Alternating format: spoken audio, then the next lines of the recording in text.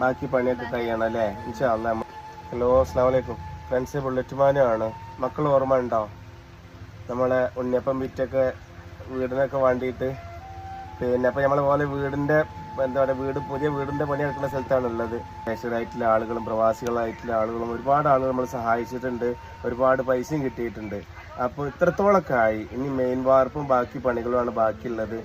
അപ്പോൾ എൻ്റെ നാട്ടിലുള്ളവരും പ്രവാസികളൊക്കെ ആയിട്ടുള്ള ആളുകളൊന്നുകൂടി സഹകരിച്ചാൽ നമുക്ക് വരിക്കില്ലേ ഇനി പുണ്യപ്പം വിൽക്കാനൊന്നും പോകണ്ട. അപ്പം മോനൂസിനും മോനൂസിനൊക്കെ അല്ലേ? മോനൂസിന് എന്താ പറയുള്ളത്? ആ, എല്ലാവരും അതെ.